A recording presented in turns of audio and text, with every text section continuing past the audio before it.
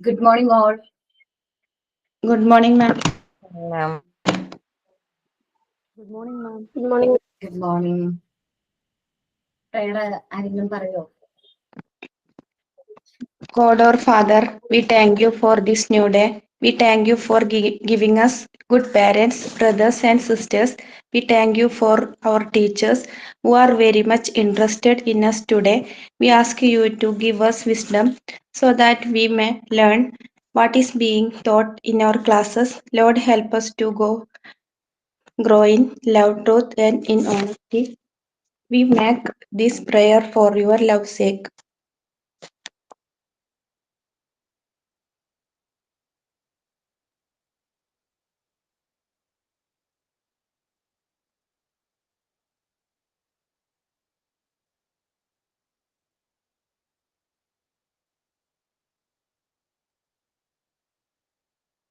Signing thought of the day ഉണ്ടോ? എല്ലാം prepared ആണോ?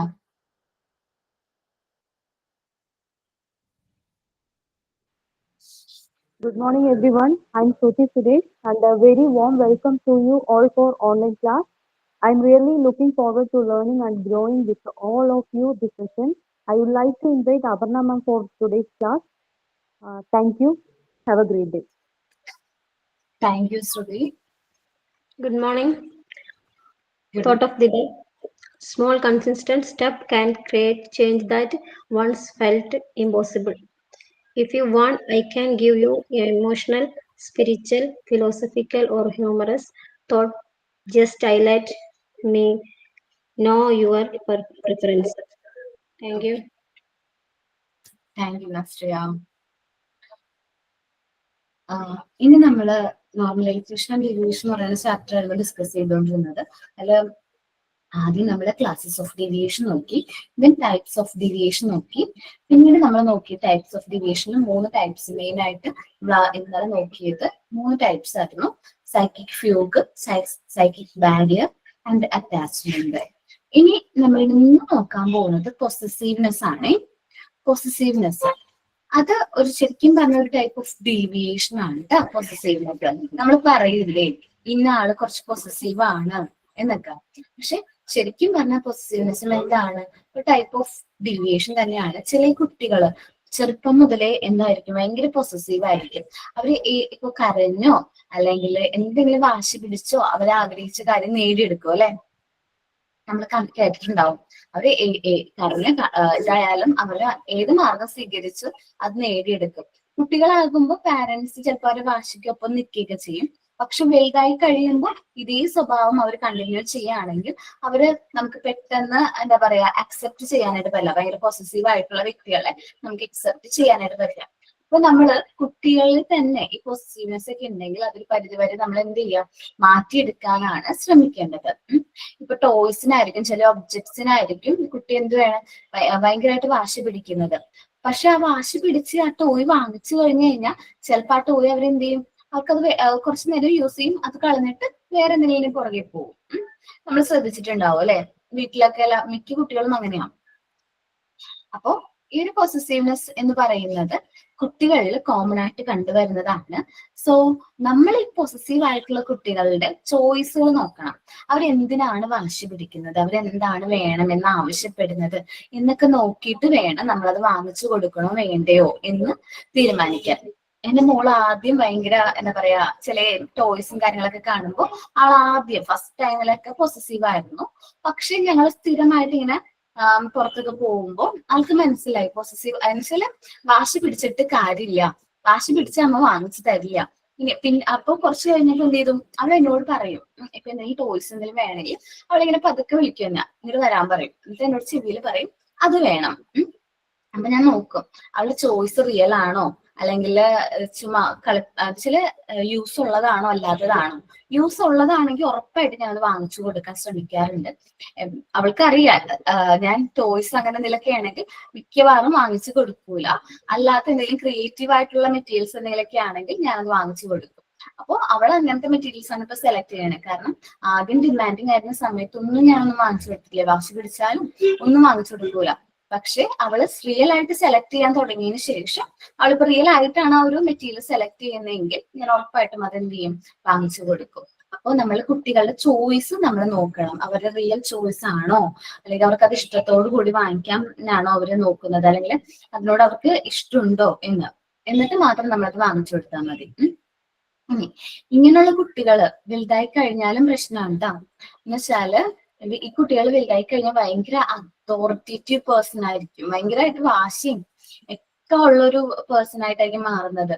നമ്മളിപ്പോ കേട്ടിട്ടുണ്ടല്ലേ, പണ്ടൊക്കെ കേട്ടിട്ടുണ്ടാവും ഈ ചെറിയ കുട്ടികള് ഭയങ്കര വാശിയാണ്. അവൻ എന്ത് നേടിയെടുക്കണം എങ്കിലും, അല്ലെങ്കിൽ അവനെ ആഗ്രഹിച്ച് എന്ത് നേടിയെടുക്കും, അത് ഏത് മാർഗത്തിലൂടെ ആണെങ്കിൽ പോലും അത് നേടിയെടുക്കും. അപ്പൊ പിന്നെ അവന് കിട്ടാത്തത് അവൻ നശിപ്പിച്ച് കളയും എന്നൊക്കെ നമ്മൾ പറഞ്ഞു കേട്ടിട്ടുണ്ടാവും അല്ലെ. ഈ നമ്മൾ കേട്ടിട്ടുണ്ടാവും എന്താ പറയാ, ലവ് പ്രപ്പോസൽ റിജക്ട് ചെയ്തതിന് ആസിഡ് അറ്റാക്ക് ചെയ്തു, ന്യൂസിലൊക്കെ നമ്മൾ വായിച്ചിട്ടുണ്ടാവില്ലേ. അതൊക്കെ ഇങ്ങനെയാ, അതെല്ലാം ഈ പൊസസീവ്നെസിന്റെ ഭാഗം തന്നെയാണ്.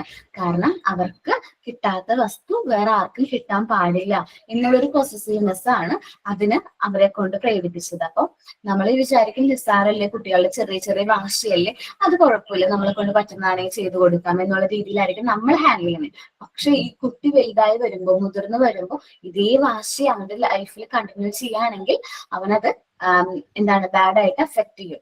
സോ പൊസസീവ്നെസ് നമുക്കൊരു പരിധി വരെയും കുറയ്ക്കാനായിട്ട് പറ്റും. സോ നമ്മൾ എന്ത് ചെയ്യണം, ഈ പൊസസീവ് ആയിട്ടുള്ള ചിൽഡ്രൻസ് മിക്കവരും എന്താ പറയാ, അവർക്ക് റിയൽ വേൾഡിൽ അല്ലെങ്കിൽ അവർക്ക് എന്താ പറയാ അവരുടെ ഫാമിലിയിലെ ലവും അക്സെപ്റ്റൻസും ഒന്നും കിട്ടാതെ വരുമ്പോഴാണ് ഈ കുട്ടികൾ പൊസസീവ് ആകുന്നത്. അപ്പൊ ഇങ്ങനെ പൊസസീവ് ആയിട്ടുള്ള കുട്ടികൾ നമ്മളുടെ അടുത്തേക്ക് വരാണ്, വാശി കുറുമ്പൊക്കെ ഉള്ള കുട്ടികളാണെങ്കിൽ നമ്മളോട് ചില ടീച്ചർമാർ പറയും, നമ്മൾ ആ ക്ലാസ്സിലേക്ക് ചെല്ലുമ്പോൾ, ആ കുട്ടി ഭയങ്കര വാശിക്കാരനാണ്, അവൻ മെറ്റീരിയൽസ് ഒക്കെ ചെയ്യുന്നൊക്കെ നോക്കണോട്ടാ, കാരണം അവൻ മിക്കവാറും അതൊക്കെ എടുത്തുകൊണ്ട് പോകാനൊക്കെ ചാൻസ് ഉണ്ട് എന്നൊക്കെ പറയും. അപ്പൊ നമ്മൾ ശ്രദ്ധിക്കണം അവൻ എങ്ങനെയാണ്, എന്താണ് ക്യാരക്ടർ, അവനെ ഒബ്സർവ് ചെയ്യുക. എന്നിട്ട് നമ്മൾ അവനോട് കുറച്ചും കൂടി കെയറിങ്ങും ലവിങ് ആയിട്ടുള്ള രീതിയിൽ പെരുമാറി കഴിഞ്ഞാൽ തന്നെ ആദ്യം ചിലപ്പോൾ കുറച്ച് ജാടയൊക്കെ കാണിക്കുമെങ്കിലും പിന്നെ നമ്മുടെ ഒപ്പം അങ്ങോട്ട് കൊടുക്കുള്ളൂ. ആൾക്ക് ലവും അക്സെപ്റ്റൻസും കിട്ടാതെ വരുമ്പോഴാണ് ഈ ഒരു പൊസസീവ്നെസ്, ഒരു വാശിയും ഡിമാൻഡിങ് ക്യാരക്ടർ ഒക്കെ അവൻ ആ മുഖംമൂടിയായിട്ട് എടുത്ത് അണിയുന്നത്. സോ നമ്മൾ ഇങ്ങനെ പോസിറ്റീവ് ആയിട്ടുള്ള കുട്ടികളെ നമ്മളുടെ ക്ലാസ്സിലുണ്ടെങ്കിൽ അവരോട് നല്ല രീതിയിൽ സ്നേഹത്തോടെ പെരുമാറി ഈ ഒരു പൊസസീവ്നെസ്സിൽ നിന്ന് അവനെ റിക്കവർ ചെയ്ത് അവർക്ക് നല്ല എനർജറ്റിക് ആയിരിക്കും, ഭയങ്കര എനർജറ്റിക് ആയിട്ടുള്ള കുട്ടികളായിരിക്കും. ആ എനർജി ഫുള്ള് മെറ്റീരിയൽസ് അല്ലെങ്കിൽ വർക്കിലേക്ക് കൺവേർട്ട് ചെയ്യണം നമ്മള്. അവൻ വർക്ക് ചെയ്യാൻ സ്റ്റാർട്ട് ചെയ്യുന്നത് മുതൽ നമ്മൾ പറഞ്ഞ പോലെ നോർമലൈസേഷന്റെ ഡിഫറെന്റ് ക്യാരക്ടറിസ്റ്റിക്സ് അവരിൽ കാണാൻ തുടങ്ങും. കോൺസെൻട്രേഷൻ, സെൽഫ് കോൺഫിഡൻസ്, അങ്ങനെ ബാക്കി പേഷ്യൻസ്, ഹാർമണി ഒക്കെ ആ കുട്ടിയുടെ ക്യാരക്ടറിൽ കാണാൻ തുടങ്ങും. അങ്ങനെ ഈ ഡീവിയേഷൻ ഒരു ടൈം കഴിയുമ്പോൾ ഡിസപ്പിയർ ആകും.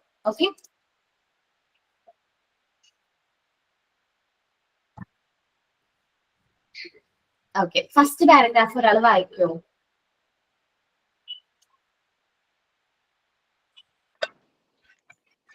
Possessiveness. A strong child is very demanding. The child demands all the objects or toys, but when he gets them, discards them. This is one of the lack of stimuli or love. When the child becomes an adult, he is probably materialistic. The character must be loving and caring. She must provide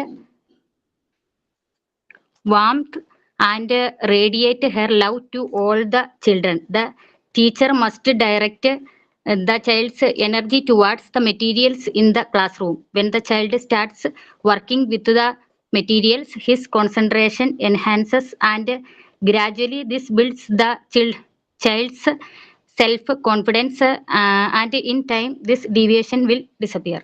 Thank you, ma'am.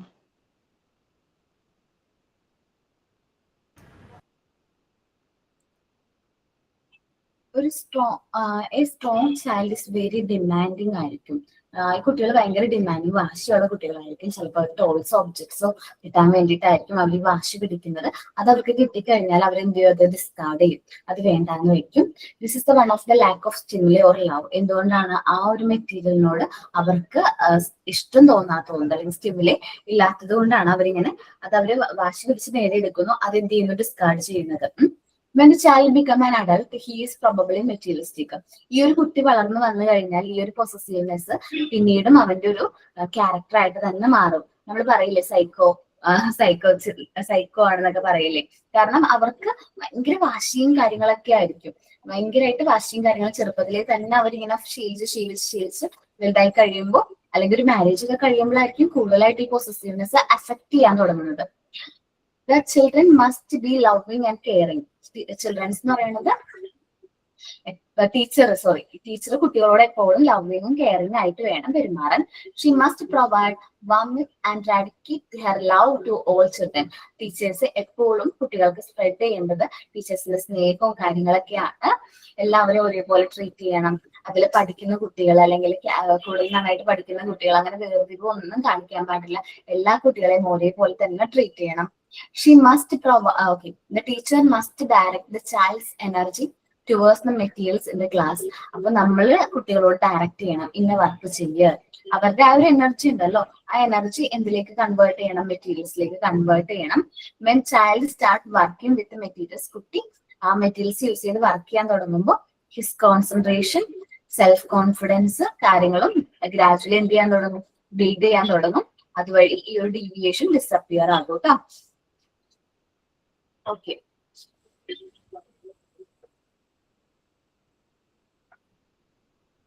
Okay. ഇനി ശരിക്കും പറഞ്ഞാല് കുട്ടി imitate ചെയ്യുന്നത് ആരെയാണ്? അവന്റെ ലൈഫിൽ അവൻ imitate ചെയ്യുന്നത് ആരെയാണ്? മുതിർന്നവരെ, പാരന്റ്സ്. അഡൽട്ട് എന്നാണ് ഇവിടെ പറയുന്നത്, പക്ഷെ അവർ ഇമിറ്റേറ്റ് ചെയ്യുന്നത് ശരിക്കും പാരന്റ്സ് ആണ്, അല്ലെ? ഈ പാരന്റ്സിന് ഭയങ്കരമായിട്ട് അതോറിറ്റേറ്റീവ് റോൾ ഉണ്ട് കുട്ടിയുടെ ലൈഫില്. അപ്പൊ നമ്മള് കണ്ടിട്ടാണ് കുട്ടികൾ വളരുന്നത്, അല്ലെ? അപ്പൊ നമ്മൾ വിചാരിക്കും കുട്ടി ഇന്നതുപോലെ ആവണം, കുട്ടി ഇങ്ങനെ ആയിരിക്കണം, മുതിർന്നവരെ ബഹുമാനിക്കണം, അവൻ ഇങ്ങനെ ആവണം എന്നൊക്കെ നമുക്ക് ഒരു എക്സ്പെക്ടേഷൻ ഉണ്ടല്ലേ? എല്ലാവർക്കും ഉണ്ടാവും, എല്ലാ പാരന്റ്സിനും ഉണ്ടാവും. അപ്പൊ കുട്ടികൾ അങ്ങനെ ആകണം എന്നുണ്ടെങ്കിൽ ഫസ്റ്റ് ഓഫ് ഓൾ നമ്മൾ എങ്ങനെ ആവണം? നമ്മളിപ്പോ കുട്ടി എങ്ങനെ ആവണം എന്ന് നമ്മൾ ആഗ്രഹിക്കുന്നു, അത് നമ്മൾ അവർക്ക് കാണിച്ചു കൊടുക്കണം. നമ്മുടെ പ്രവൃത്തിയിലൂടെ, നമ്മുടെ ആക്ഷൻസിലൂടെ കുട്ടിക്ക് ആ ഒരു ആക്ടിവിറ്റീസും കാര്യങ്ങളും എന്ത് ചെയ്യണം? നമ്മൾ കാണിച്ചു കൊടുക്കണം. നമ്മൾ നമ്മുടെ പാരന്റ്സിനെ ബഹുമാനിക്കുന്നതും അവരെ റെസ്പെക്ട് ചെയ്യുന്നതും അവരെ സ്നേഹിക്കുന്നതും കെയറും കാര്യങ്ങളൊക്കെ നമ്മൾ കുട്ടികൾക്ക് റോൾ മോഡൽ ആവണം. അപ്പൊ ഒരു അഡൾട്ട് എന്ന് പറയുന്നത് ഒരു കുട്ടീനെ സംബന്ധിച്ച് എന്താണ്? റോൾ മോഡൽ ആണ്. ശരിക്കും കുട്ടികൾ അഡൾട്ട്സിന്റെ ക്യാരക്ടറിസ്റ്റിക്സ് ഇമിറ്റേറ്റ് ചെയ്യാനാണ് കൂടുതലായിട്ട് ശ്രമിക്കുന്നത്. The child want to be powerful too. അഡൾട്ടിനെ പോലെ അതേപോലെ പവർഫുൾ ആയിട്ടുള്ള പേഴ്സൺ ആവണം എന്നാണ് കുട്ടിക്ക് ആഗ്രഹം. നിങ്ങൾ വീട്ടിലെ കുട്ടീനോട് ചോദിച്ചു കഴിഞ്ഞിട്ടുണ്ടെങ്കിൽ ചിലപ്പോ അവർക്ക് ആരെ പോലെ ആവണം, അമ്മനെ പോലെ ആവണോ, അച്ഛനെ പോലെ ആവണോ, ആരെങ്കിലും ഒരാൾ അവൾ പറയും. അല്ലെങ്കിൽ മോനാണെങ്കിൽ അവനോട് ചോദിച്ചു കഴിഞ്ഞാൽ അവർ പറയും ഇന്നാളെ പോലെ ആവണം എന്ന്. കാരണം കുട്ടി ഏറ്റവും കൂടുതൽ ഇഷ്ടപ്പെടുന്ന ആ ക്യാരക്ടർ അല്ലെങ്കിൽ ആ ഒരു പേഴ്സണെ ആയിരിക്കും അവൻ റോൾ മോഡൽ ആയിട്ട് എടുക്കുന്നത്.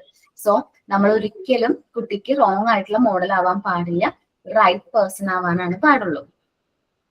The child will involve a strong personality and would most probably be copying the personality of the adult. ശരിക്കും പറഞ്ഞിട്ടുണ്ടെങ്കിൽ കുട്ടിയുടെ സ്ട്രോങ് പേഴ്സണാലിറ്റിക്ക് പുറകില് അവര് മാക്സിമം നമ്മളുടെ പേഴ്സണാലിറ്റി കോപ്പി ചെയ്യുന്നതാണ്. ചിലപ്പോ പാരന്റ്സ് സ്റ്റബേൺ ആണെന്ന് വിചാരിക്കും, ശാഠ്യവും ദേഷ്യമൊക്കെ ഉള്ളവരാണെങ്കിൽ കുട്ടികളും അതേപോലെ ആയിരിക്കും. അഗ്രസീവ് ആണെങ്കിൽ, ഭയങ്കരമായിട്ട് ഉപദ്രവിക്കുന്ന ആളാണെങ്കിൽ ഈ കുട്ടി അവരുടെ ക്ലാസ്മേറ്റ്സിനെയോ സിബ്ലിങ്സിനെയോ ഭയങ്കരമായിട്ട് ഉപദ്രവിക്കും. അൺറീസണബിൾ ആൻഡ് പോസിബിളി റൂഡ്, ഭയങ്കര റൂഡായിട്ടുള്ള ക്യാരക്ടർ ആണ് പാരന്റ്സിനെങ്കിൽ അതേപോലെ തന്നെ ആയിരിക്കും എന്ത് കുട്ടികളും പെരുമാറുന്നത്. The weak children would make the adult feel guilty. നമ്മള് ഇപ്പൊ കുട്ടിനോട് പറയും, ആദ്യമൊക്കെ ചിലപ്പോ പറഞ്ഞിട്ടുണ്ടാവും എന്തെങ്കിലും വർക്കൊക്കെ ചെയ്യുന്ന സമയത്ത് നീ ഇത് ചെയ്യണ്ട, നീ കുഞ്ഞിക്കുട്ടിയല്ലേ, ചെയ്യണ്ട, അങ്ങനെ എന്തെങ്കിലും പറയും. അപ്പൊ അവനും അത് തന്നെ നോക്കിയെടുത്ത് വെച്ചിട്ട് നമ്മൾ എന്തെങ്കിലും വർക്ക് അവനോട് ചെയ്യാൻ പറയുമ്പോൾ അയ്യോ ഞാൻ കുഞ്ഞല്ലേ, ഞാൻ എങ്ങനെയാ വർക്ക് ചെയ്യാം എന്ന് നമ്മളോട് തിരിച്ചു പറയും. അപ്പൊ ഈ വീക്ക് ചിൽഡ്രൻ ആണ് മെയിൻ ആയിട്ട് അഡൽട്സിനെ മാനിപ്പുലേറ്റ് ചെയ്യുന്നതും അവരോട് കള്ളം പറയുന്നതും പിന്നെ അവരെ മാനിപ്പുലേറ്റ് ചെയ്യുന്നു, ഗിൽറ്റി ഫീൽ കാര്യങ്ങളൊക്കെ ക്രിയേറ്റ് ചെയ്യുന്നത് ആരാണ്? ഈ വീക്ക് ചിൽഡ്രൻസ് ആണ്. ഓക്കെ, അപ്പോൾ the weak children would make the adult feel guilty and manipulate the adult with their sentencing the words of I am only little, don't make me to do it. ഞാൻ കുഞ്ഞല്ല, എന്നെ കൊണ്ടാണോ ചെയ്യിപ്പിക്കുന്നത്, നമ്മളോട് work ചെയ്യാനായിട്ട് പറയാന്ന് വിചാരിക്കും. എന്തെങ്കിലും അവിടെ ഏതെങ്കിലും ഒരു ആക്ടിവിറ്റിയോ അല്ലെങ്കിൽ നമ്മൾ ചിലപ്പോൾ ഡ്രസ്സ് ഒന്ന് മടക്കി വെക്കാനോ അങ്ങനെ എന്തെങ്കിലും ചെറിയ കാര്യമായിരിക്കും പറയുന്നത്. പക്ഷെ അപ്പൊ അവനെടുത്തിട്ടുള്ള ഡയലോഗ് ആയിരിക്കും ടു ഓൺലി ലിറ്റിൽ, ഞാൻ ചെറുതല്ലേ, എന്നെ കൊണ്ട് ചെയ്യിക്കാവോ. അല്ലെങ്കിൽ അവർ പറയും ഞാൻ ബാലാവകാശ കമ്മീഷനിൽ കേസ് കൊടുക്കും. ഇപ്പോഴത്തെ കുട്ടികൾ കുറച്ചും കൂടി നോളജ് കൂടുതലാണ്. ബാലാവകാശ കമ്മീഷനിൽ കേസ് കൊടുക്കും എന്ന് പറയും. അപ്പൊ അങ്ങനെയൊക്കെ പറയുമ്പോൾ എന്താണ്, ഈ കുട്ടികൾ എന്ത് ചിൽഡ്രൻസ് ആണ്? വീക്ക് ചിൽഡ്രൻസ് ആണ്, ഭയങ്കര മടിയന്മാരാണെന്ന് നമ്മൾ മുൻകൂട്ടി കാണണം. ഓക്കെ, ഈ കുട്ടികൾക്ക് എന്ത് ചെയ്യണം? നമ്മൾ അവര് അങ്ങനെ പറയുമെന്ന് വിചാരിച്ച് നമ്മൾ വർക്ക് ചെയ്യാതിരിക്കല്ല, റിപ്പീറ്റ്ലി അവർക്ക് കൊടുക്കേണ്ട വർക്കുകൾ നമ്മൾ എന്ത് ചെയ്യണം?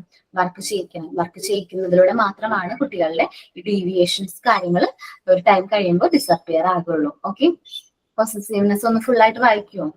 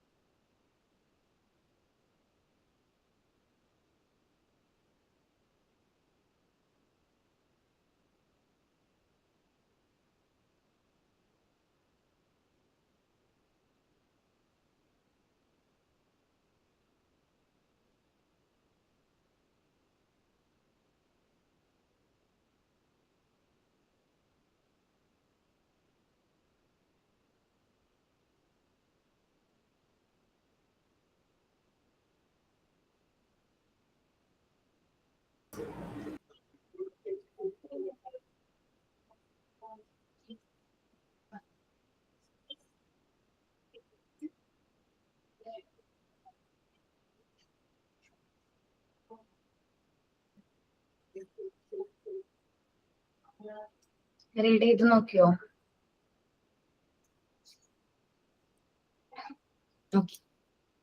നെക്സ്റ്റ് ആണ് ഇൻഫീരിയോറിറ്റി കോംപ്ലക്സ് അല്ലെ. നമ്മൾ പറഞ്ഞു കേട്ടിട്ടുണ്ടാവുമല്ലോ, ഇങ്ങനെ നമുക്ക് ഇൻഫീരിയോറിറ്റി കോംപ്ലക്സ് ആണ് എന്താണ് എന്നൊക്കെ. അപ്പൊ ഇവിടെ ആരൊക്കെ കുട്ടികളെ കമ്പയർ ചെയ്യാറുണ്ട്? നമ്മളുടെ മറ്റേതെങ്കിലും കുട്ടീനെ വെച്ച് കമ്പയർ ചെയ്യാറുണ്ടോ? ഓക്കെ, ചെയ്യാറുണ്ട്. ശരിക്കും പറഞ്ഞാല് മറ്റുള്ള കുട്ടികളെല്ലാം വീട്ടിൽ രണ്ടുപേരുണ്ട്, 2 മക്കളും. അവര് തമ്മിൽ ചെറിയൊരു കമ്പാരിസൺ ചെയ്യാറുണ്ട്. അത് പ്രശ്നമാണ് കേട്ടോ.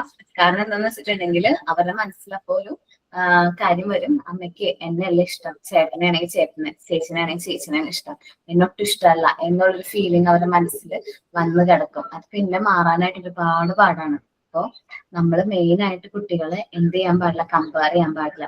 നമ്മൾ 2 കുട്ടികളായിട്ട് പോലും നമ്മൾ അവരെ കമ്പയർ ചെയ്ത് 2 കുട്ടികളെ തമ്മിൽ കമ്പയർ ചെയ്യാൻ പാടില്ല. അതേപോലെ തന്നെ ചില പാരന്റ്സ് ഇല്ലേ, ഭയങ്കരമായിട്ട് കമ്പാരിസൺ ഭയങ്കര കൂടുതലാണ്. കാരണം വെച്ചിട്ടുണ്ടെങ്കിൽ ചിലപ്പോ അവരുടെ കൂടെ ഫ്രണ്ട്സിന്റെ മക്കളൊക്കെ ആയിട്ട് കമ്പയർ ചെയ്യുന്ന, അവനെ കണ്ടു പഠിക്കുന്ന, അവനെ പോലെ അവനെ പോലെ പഠിക്കുക, അവന്റെ മാർക്ക് ഉണ്ടോ, അവന്റെ ഇത് ഉണ്ടോ എന്നൊക്കെ പറഞ്ഞ് കമ്പയർ ചെയ്യും. അത് ശരിക്കും പറഞ്ഞാൽ കുട്ടിയുടെ പേഴ്സണാലിറ്റിനെ അത് എന്ത് ചെയ്യും? അത് അഫക്ട് ചെയ്യും. സോ അങ്ങനെയുള്ള കുട്ടികൾ ഭയങ്കരമായിട്ട് നമ്മുടെ ഏതാണ് വീക്ക് ചിൽഡ്രൻസിൽ തന്നെ വരുന്ന കാറ്റഗറിയാണ് ഇൻഫീരിയോറിറ്റി കോംപ്ലക്സ് ഉള്ള കുട്ടികൾ. ഇവര് ഡീവിയേറ്റഡ് ആവാനുള്ള ചാൻസ് വളരെ കൂടുതലാണ്. അപ്പോ അങ്ങനെ ഒരിക്കലും കമ്പാരിസണും കാര്യങ്ങളും പാടില്ല. ശരിക്കും പറഞ്ഞാൽ കുഞ്ഞിന്റെ മനസ്സ് നമ്മൾ ഭയങ്കര സെൻസിറ്റീവാണ്, ഭയങ്കരമായിട്ട് സെൻസിറ്റീവ് ആയിട്ടുള്ള കുട്ടികളാണ്. ചിൽഡ്രൻസ് വളരെ സെൻസിറ്റീവ് ആണ്. നമ്മള് കുട്ടികളുടെ ഫീലിങ്സ് റെസ്പെക്ട് ചെയ്യണം. അവർക്കുണ്ട് ഫീലിങ്സ്, നമ്മളെ പോലെ തന്നെ ഫീലിങ്സ് ഉള്ള കുട്ടികളാണ്. അപ്പൊ അവര് വിഷമിക്കാണ്, കാരണം അമ്മയ്ക്ക് എപ്പോഴും ചേച്ചിനെയാണ് ഇഷ്ടം, ഞാൻ എന്താണ് അൺവാണ്ട് ചൈൽഡ് ആണ് എന്നൊക്കെ ഉള്ള രീതിയിൽ അവരുടെ മനസ്സിലേക്ക് അത് ചെറുപ്പത്തിലേക്ക് വന്ന് സ്റ്റോർ ആവും. അപ്പൊ ഒരു കാരണവശാലും നമ്മളിനി കമ്പയർ ചെയ്യില്ലല്ലോ മക്കളെ, നമ്മുടെ മക്കളാരെയും. No, ma'am. അതേപോലെ തന്നെയാണ് നമ്മുടെ ക്ലാസ്സിലുള്ള കുട്ടികളെ നമ്മൾ കമ്പയർ ചെയ്യാനായിട്ട് പാടില്ല. നമ്മുടെ ക്ലാസ്സിൽ റിവാർഡോ പണിഷ്മെന്റിന്റെയോ ഒന്നിന്റെയും ആവശ്യമില്ല എന്ന് പറയുന്ന പോലെ തന്നെ കമ്പാരിസണും കോമ്പറ്റീഷനും നമ്മൾ പ്രൊഹിബിറ്റ് ചെയ്യുന്നില്ല. കാരണം അത് കമ്പയർ ചെയ്യേണ്ട ആവശ്യമില്ല. അത് ഓരോ കുട്ടിക്കും നിങ്ങളെ ഇൻഡിവിജ്വൽ ഡിഫറൻസ് എന്ന് പറയുന്ന ചാപ്റ്റർ പഠിച്ചത് ഓർമ്മയുണ്ടോ? ഓരോ കുട്ടികളും ഇൻഡിവിജ്വലി വളരെ എൻറ്റയർലി ഡിഫറെന്റ് ആയിട്ടുള്ള ക്യാരക്ടർ ആയിരിക്കും. അവർക്ക് ഓരോ കുട്ടികളുടെയും കഴിവ് എൻറ്റയർലി ഡിഫറെന്റ് ആയിരിക്കും അല്ലെ. അപ്പോൾ ആ ഇൻഡിവിജ്വൽ ഡിഫറൻസിന്റെ ആ ഒരു ഇതുണ്ട് നമ്മൾ മനസ്സിൽ വെച്ചിട്ട് ഓരോ കുട്ടികളും എൻറ്റയർലി ഡിഫറെന്റ് ആണ്. ചിലപ്പോൾ ഒരു കുട്ടിക്ക് നന്നായിട്ട് പഠിക്കാനായിരിക്കും കഴിവ്, ചിലപ്പോൾ ആ ഫാമിലിയിൽ തന്നെ രണ്ടാമത്തെ കുട്ടിക്ക് ചിലപ്പോൾ പഠിക്കാൻ അത്ര കഴിവുണ്ടാവണമെന്നില്ല, പക്ഷെ അവൻ മ്യൂസിക്കോ മറ്റെന്തെങ്കിലും കാര്യങ്ങളിലോ അവൻ നല്ല സ്മാർട്ട് ആയിരിക്കും. അപ്പൊ എൻറ്റയർലി ഡിഫറെന്റ് ആണ്. ഒരേപോലെ ആവണമെങ്കിൽ എന്തിനാണ് നമുക്ക് എന്താ പറയാ ഒരു രസം ഉണ്ടാവില്ല അല്ലെ.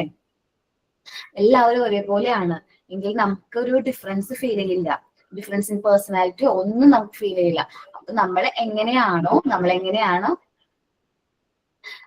അതേപോലെ തന്നെ നമ്മൾ അക്സെപ്റ്റ് ചെയ്യാം. എന്നോട് ചെറുപ്പത്തിൽ പാരന്റ്സ് പറയുമായിരുന്നു, ഞാൻ വിചാരിച്ച എന്റെ മക്കളോട് ഞാൻ അങ്ങനെ പെരുമാറും.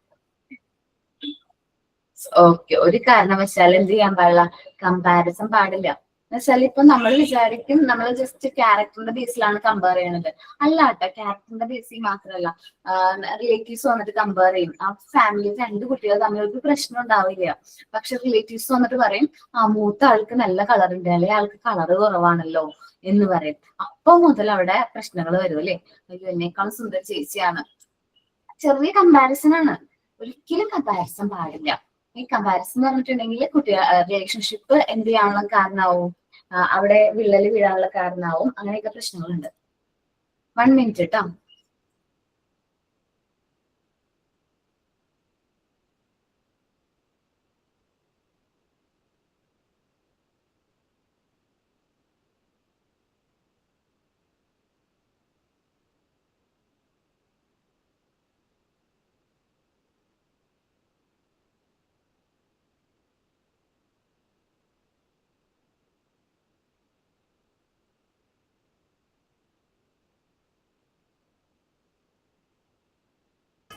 വൺ മിനിറ്റ് കേട്ടോ.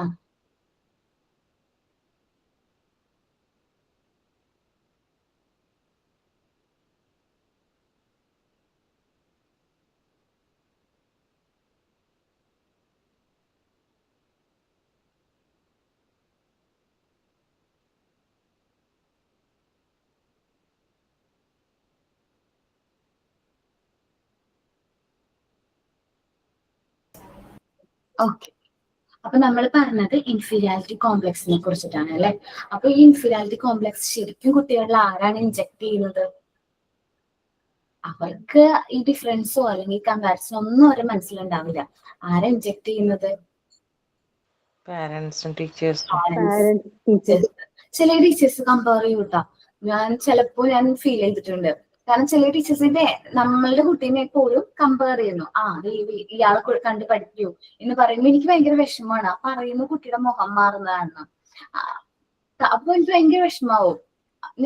എനിക്കാണെങ്കിൽ പറയാനും പറ്റൂല, ഞാൻ ഇങ്ങനെ കമ്പയർ ചെയ്യാൻ പാടില്ല എന്ന്.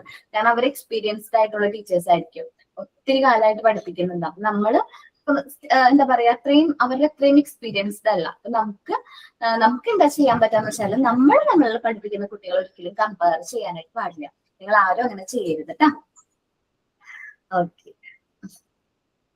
അപ്പൊ ചിൽഡ്രൻസ് ആർ വെരി സെൻസിറ്റീവ്. കുട്ടികൾ എന്ന് പറയുന്നത് വളരെ സെൻസിറ്റീവ് ആയിട്ടുള്ള വ്യക്തികളാണ്. When adult consider the Child with contempt, children's may feel like A failure. ഇപ്പൊ നമ്മൾ കുട്ടികളെ കമ്പയർ ചെയ്യുകയാണെങ്കിൽ കുട്ടികൾ ഫീൽ ചെയ്യുന്നത് എങ്ങനെയാണ്? അവര് ഫെയിലിയർ ആണ്. കാരണം അമ്മയ്ക്കും അച്ഛനും എന്നല്ല ഇഷ്ടം, അവനെ പോലത്തെ മക്കളെയായിരുന്നു ഇഷ്ടം, എന്നെ ഒട്ടും ഇഷ്ടമല്ല. അവന്റെ ആ ഒരു വിഷമവും കാര്യങ്ങളും അത് അവനെ ഭയങ്കരമായിട്ട് ബാഡായിട്ട് അഫക്ട് ചെയ്യും. ലോ സെൽഫ് എക്സ്റ്റീം, അവനെ കുറിച്ച് അവന് മതിപ്പ് കുറവായിരിക്കും. പുവർ സെൽഫ് കോൺഫിഡൻസ് വളരെ കുറവായിരിക്കും. In time children evolve low self esteem, ഇങ്ങനെ കമ്പയർ ചെയ്ത് വരുമ്പോൾ കുട്ടികൾക്ക് സെൽഫ് എക്സ്റ്റീം വളരെ കുറവായിരിക്കും. പുവർ സെൽഫ് കോൺഫിഡൻസും വളരെ കുറവായിരിക്കും. And they hurt by the way the adult treat them, എങ്ങനെയാണോ അവരെ ട്രീറ്റ് ചെയ്യുന്നത് അത് അവരെ വളരെയധികം ഹേർട്ട് ചെയ്യും. ഓക്കെ, അപ്പൊ ഒരു കാരണവശാലും കമ്പയർ ചെയ്യാൻ പാടില്ല. കുട്ടികളുടെ ഫീലിങ്സ് റെസ്പെക്ട് ചെയ്യണം. Okay, the teachers must plan for developmental activity for the children. കുട്ടികളുടെ ഡെവലപ്മെന്ററി ആയിട്ടുള്ള രീതിയിലുള്ള ആക്ടിവിറ്റീസും കാര്യങ്ങളും നമുക്ക് കുട്ടികൾക്ക് ഇൻട്രൊഡ്യൂസ് ചെയ്യണം. The aim of each activity must be attainable. ഓരോ കുട്ടിക്കും അറ്റൈൻ ചെയ്യാൻ പറ്റുന്ന ആ ഒരു എയിം എന്ന് പറയുന്നത് അറ്റൈനബിൾ ആയിട്ടുള്ള എയിം വേണം നമ്മൾ വെക്കാനായിട്ട്. അപ്പൊ ഞാനൊരു എക്സാമ്പിൾ പറയണേ. ഇത്തിരി വലിയ കുട്ടിയാന്ന് വിചാരിക്കും. അപ്പൊ ക്ലാസ്സിൽ അവൻ എന്താ പറയാ എക്സാമിന് ഫെയിലായി എന്ന് വിചാരിക്കുക. അപ്പോ അവന്റെ അച്ഛൻ പറഞ്ഞു അവന്റെ അടുത്ത്, ഫെയിലായപ്പോ 50-ലാണ് എക്സാമ്പിളാണ് കേട്ടോ, 50-ലാണ് എക്സാം, അവന് 9 മാർക്കാണ് കിട്ടിയത്. അപ്പൊ അവന്റെ അച്ഛൻ വന്നിട്ട് പറഞ്ഞു, എടാ നീ അടുത്ത പ്രാവശ്യം ഒരു 18 മാർക്ക് വാങ്ങിച്ചാൽ മതി, എനിക്ക് നീ ഒന്ന് പാസ്സായി കണ്ടാൽ മതി, വേറെ ഒന്നുമില്ല, നീ ഒരു 18 മാർക്ക് വാങ്ങിക്കുക എന്ന് പറഞ്ഞു. അവന് അറ്റൈൻ ചെയ്യാൻ പറ്റുന്ന ഒരു സ്റ്റാൻഡേർഡ് ആണല്ലേ 18 മാർക്ക് എന്ന് പറഞ്ഞാല്. 9 മാർക്ക് വാങ്ങിച്ച് അവന് 18 മാർക്ക് വാങ്ങിക്കാൻ പറ്റും, അറ്റൈനബിൾ ആയിട്ടുള്ള സ്റ്റാൻഡേർഡ് ആണ്.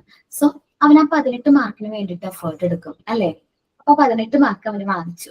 അപ്പൊ അവന്റെ അച്ഛൻ പറയും, ഓ നീ 18 മാർക്ക് വാങ്ങിച്ചില്ലേ, നല്ല കാര്യമാണ് കേട്ടോ, നന്നായിട്ടുണ്ട് കേട്ടോ എന്നൊക്കെ പറഞ്ഞ് അവനെ അപ്രിഷിയേറ്റ് ചെയ്തിട്ട് നമ്മൾ എന്ത് പറയും, എടാ നീ ഒരു 25 മാർക്ക് വാങ്ങിക്കുക. എത്ര മാർക്ക് വാങ്ങിക്കുക? 25 മാർക്ക് വാങ്ങിക്കുക എന്ന് പറയും. അപ്പൊ അവൻ എന്ത് ചെയ്യും? ആ 25 മാർക്ക് വാങ്ങിക്കും. പിന്നെ അച്ഛൻ അവരോട് പറയും, എടാ നീ 25 മാർക്ക് വാങ്ങിച്ചില്ലേ, വെരി ഗുഡ് ആണ്, നിന്റെ അറ്റംപ്റ്റ് കറക്റ്റ് ആണ്, നീ അടുത്ത ടൈമിന് ഒരു 30 മാർക്ക് വാങ്ങിക്കുക. സോ അവനെ പതുക്കെ എന്ത് ചെയ്തുകൊണ്ട് വരാം, അവന്റെ സ്റ്റാൻഡേർഡ് ഇംപ്രൂവ് ചെയ്തുകൊണ്ട് വരാണ്. സപ്പോസ് അവൻ 9 മാർക്ക് വാങ്ങിച്ച അവനോട് നമ്മൾ പറയാണ്, എടാ നീ അടുത്ത പ്രാവശ്യം 30 മാർക്ക് വാങ്ങിച്ചിരിക്കണം എന്ന് പറഞ്ഞാൽ ചിലപ്പോ അവനത് കോൺഫിഡൻസ് ഉണ്ടാവില്ല.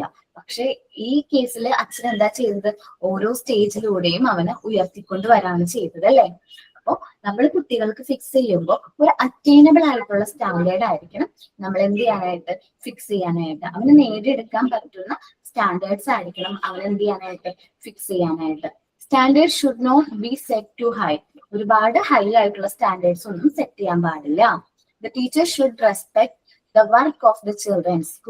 ടീച്ചേഴ്സ് ഓരോ കുട്ടിയും ചെയ്യുന്ന വർക്ക് റെസ്പെക്ട് ചെയ്യണം. അവർ എന്ത് വർക്ക് ചെയ്താലും ആ നന്നായിട്ടുണ്ട് കേട്ടോ, നല്ലതാണ് കേട്ടോ എന്ന് പറയണം കേട്ടോ. അപ്പൊ നമ്മുടെ കുട്ടികളെ റെസ്പെക്ട് ചെയ്യണം. അവരെങ്ങനെ വർക്ക് ചെയ്താലും ചിലപ്പോൾ അവർ ഏതൊക്കെ സാഹചര്യത്തിലൂടെയാണോ ആ വർക്ക് ചെയ്യുന്നത്, അത് അവർ ഇത്ര എഫേർട്ട് ഇട്ടിട്ടായിരിക്കും അത് ചെയ്യുന്നത്, ആ വർക്കിനെ നമ്മൾ എന്ത് ചെയ്യണം, റെസ്പെക്ട് ചെയ്യണം. അവരാ ചെയ്ത എഫേർട്ട്, അവർ ആ വർക്ക് ചിലപ്പോൾ പെർഫെക്റ്റ് ആയിട്ടായിരിക്കില്ല ചെയ്തിരിക്കുന്നത്, അല്ലെങ്കിൽ അത് നമ്മൾ ഉദ്ദേശിച്ച രീതിയിൽ ചെയ്യണമെന്നില്ല, അപ്പൊ അവരുടേതായ രീതിയിലായിരിക്കും ചെയ്തിരിക്കുന്നത്. പക്ഷെ നമ്മൾ അവിടെ റെസ്പെക്ട് ചെയ്യേണ്ട കാര്യം ആ വർക്ക് ചെയ്യാൻ അവനിട്ട എഫേർട്ടിനെയാണ്. ഇപ്പോ ജസ്റ്റ് ഒരു എക്സാമ്പിൾ പറയുകയാണെങ്കിൽ, നിങ്ങൾ എല്ലാവരും വർക്കുകൾ ഞാൻ ആക്ടിവിറ്റീസ് തരാറുണ്ട്, ഞാൻ എല്ലാവരും വർക്ക് നല്ലതാന്ന് പറയുന്നു. കാരണം അവർ നിങ്ങൾ ആ വർക്ക് അല്ലെങ്കിൽ ഞാൻ ആ വർക്ക് എങ്ങനെയാണോ പെർഫെക്ഷൻ എന്ന് നോക്കിയിട്ടായിരിക്കില്ല അത്ര നല്ലതെന്ന് പറയുന്നത്. കാരണം എന്താണ്, നിങ്ങൾ അതിനു വേണ്ടി ചെലവഴിച്ച സമയം, അതിനുവേണ്ടി നിങ്ങൾ സ്പെൻഡ് ചെയ്ത നിങ്ങളുടെ എഫേർട്ട് കാര്യം, അതാണ് ഏറ്റവും പെർഫെക്റ്റ്. കാരണം നിങ്ങൾ അതിനു വേണ്ടി ടൈമും എഫേർട്ടും ഇട്ട്. അപ്പൊ നിങ്ങൾ ടീച്ചേഴ്സ് ആയിട്ട് മാറുമ്പോൾ കുട്ടികൾ ചെയ്യുന്ന വർക്ക്, ഇപ്പൊ അവൻ ചെയ്തിരിക്കുന്നത് ചിലപ്പോ എഴുതിയിരിക്കുന്നതായിരിക്കും, ചിലപ്പോൾ ആൽഫബറ്റ്സും കാര്യങ്ങളും തെറ്റിട്ടുണ്ടാവും, പക്ഷെ അവനത് ചെയ്തു, അവനത് ചെയ്യാൻ ശ്രമിച്ചു. അപ്പൊ നമ്മൾ ആ ഒരു എഫേർട്ടിനെ റെസ്പെക്ട് ചെയ്യണം. അത് ചിലപ്പോൾ ഞാൻ തിരുത്തി തന്നിട്ടുണ്ടാവും, ചിലപ്പോൾ ചില ക്ലാസ്സിൽ മോനെ ഇങ്ങനെ അല്ലാട്ടാണ്, ഇങ്ങനെ ചെയ്യണോട്ടാ, എന്നാലും കുഴപ്പമില്ലാട്ടാന്ന് പറഞ്ഞിട്ടുണ്ടാവും. പക്ഷെ അവിടെ ഞാൻ തിരുത്തിയിട്ടുണ്ടെങ്കിലും പക്ഷെ ഞാൻ നിങ്ങൾ ചെയ്യുന്ന വർക്ക് റെസ്പെക്ട് ചെയ്യുന്നുണ്ട്. കാരണം നിങ്ങൾ എടുക്കുന്ന എഫേർട്ടും കാര്യങ്ങളും ഞാൻ എന്ത് ചെയ്യുന്നുണ്ട്, റെസ്പെക്ട് ചെയ്യുന്നുണ്ട്. If the child get it wrong, ഇപ്പൊ നിങ്ങൾ ഒരാള് വർക്ക് ചെയ്തിട്ട് ഞാൻ ഓൾ ക്ലാസ്സിന്റെ ഫ്രണ്ടില് ആ കുട്ടി നീ ചെയ്തത് വളരെ മോശമാണ്, ഇങ്ങനെയാണോ ചെയ്യുന്നത്, ഇതാണോ ഞാൻ പറഞ്ഞത് എന്നൊക്കെ പറഞ്ഞ് ഷൗട്ട് ചെയ്യുകയാണെങ്കിൽ അവന് പിന്നെ വർക്ക് ചെയ്യാൻ താല്പര്യം ഉണ്ടാവുമോ? നമ്മൾ പിന്നെ കൊടുക്കുന്ന ആക്ടിവിറ്റീസ് എന്തെങ്കിലും അവസ്ഥയോ? ഇല്ല. അപ്പൊ നമ്മള് എന്ത് ചെയ്യണം, അത് റോങ് ആയിട്ട് ഒരു കുട്ടീനെയും നമ്മൾ ട്രീറ്റ് ചെയ്യാൻ പാടില്ല.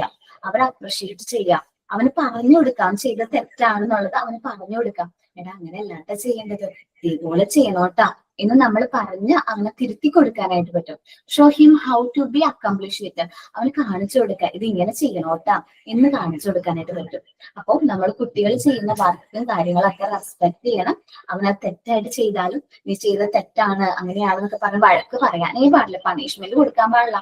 വഴക്ക് എന്ന് പറയുന്ന ഒരു പണിഷ്മെന്റ് ആണ്. ഒരു കുട്ടി വർക്ക് ചെയ്തപ്പോ അവൻ തെറ്റിപ്പോയി, അപ്പൊ അവൻ നമ്മളുടെ മുഖത്തേക്ക് നോക്കും. നമ്മളുടെ മുഖത്തേക്ക് നോക്കുമ്പോൾ നമ്മളത് ചെയ്തു കൊടുക്കല്ല, ഓടി വന്ന് അവനെ കറക്റ്റ് ചെയ്ത് ചെയ്തു കൊടുക്കല്ല വേണ്ടത്, അവനെ കൊണ്ട് അത് ചെയ്യിക്കണം. അവനെ കൊണ്ട് തന്നെ ആ തെറ്റ് തിരുത്തി കറക്റ്റ് ചെയ്യാനായിട്ട് ശ്രമിക്കണം. ഓക്കെ, അപ്പൊ ഇതാണ് നമ്മൾ ഓരോരുത്തരുടെയും ഡ്യൂട്ടി എന്ന് പറയുന്നത്. ഇൻഫീരിയോറിറ്റി കോംപ്ലക്സ് മനസ്സിലായോ? Yes, ma'am. റീഡിന്റെ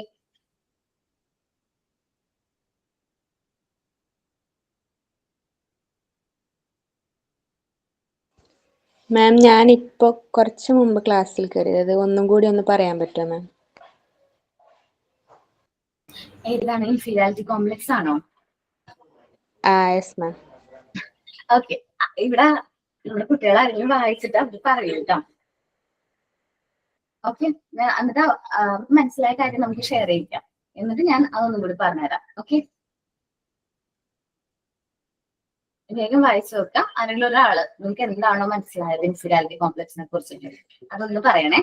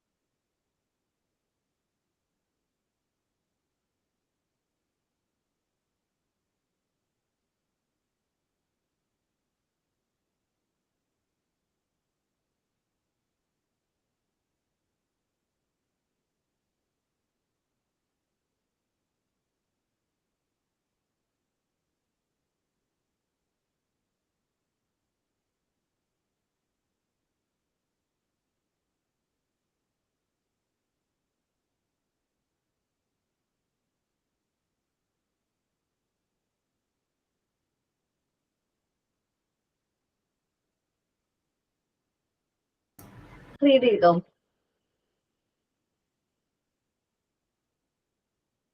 ഓക്കെ, ഞാനേ നേരത്തെ പറഞ്ഞില്ലേ, ഓക്കെ ഓക്കെ, സംഭവം വരുന്നുണ്ട് റീഡ് ചെയ്തിട്ട്. ഞാൻ വിചാരിച്ചു ചിലപ്പോ ഞാൻ പറയിപ്പിക്കുന്നു വിചാരിച്ചിട്ട് ആരും തമ്പയക്കാതെ നിന്നു. ഓക്കെ, അപ്പൊ ഇൻഫീരിയോറിറ്റി കോംപ്ലക്സിനെ കുറിച്ചിട്ട് നിങ്ങൾക്ക് എന്താ മനസ്സിലായത്? നമ്മള് കുട്ടികളെ ഒരിക്കലും കമ്പയർ ചെയ്യരുത്.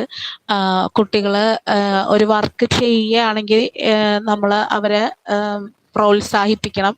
അവരുടെ ലെവല് പെട്ടെന്ന് കുട്ടികൾ എന്താ വെച്ചാൽ മാർക്കൊക്കെ കുറഞ്ഞ കുട്ടികളെ പെട്ടെന്ന് ഹൈയിലേക്ക് വരാണ്ട് അവരുടെ ലെവല് കൂട്ടി ചെറിയ ഇതിലേക്ക് കൂട്ടി കൊണ്ടുവരികയാണ് ചെയ്യേണ്ടത്.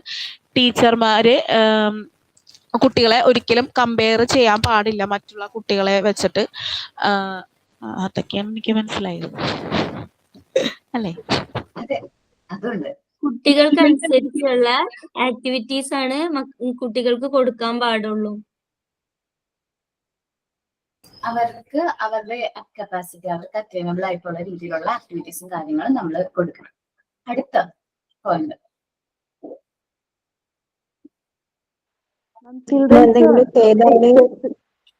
ശ്രുതി പറഞ്ഞോ, എന്നിട്ട് തൻസീറ പറഞ്ഞോ കേട്ടോ. ശ്രുതി പറഞ്ഞോ. മാം, ചിൽഡ്രൻസ് ആർ വെരി സെൻസിറ്റീവ്. അവർ വളരെ സെൻസിറ്റീവ് ആണ്. സോ അവരുടെ ഉള്ളിൽ നമ്മൾ പറയുന്ന ചെറിയ കാര്യങ്ങൾ പോലും അവർക്ക് വലിയതായിട്ട് അഫക്റ്റ് ചെയ്യും. സോ നമ്മൾ പറയുന്ന ഓരോ കാര്യങ്ങളും ചിന്തിച്ച് വേണം കുട്ടികളോട് നമ്മൾ പറയാനായിട്ട്.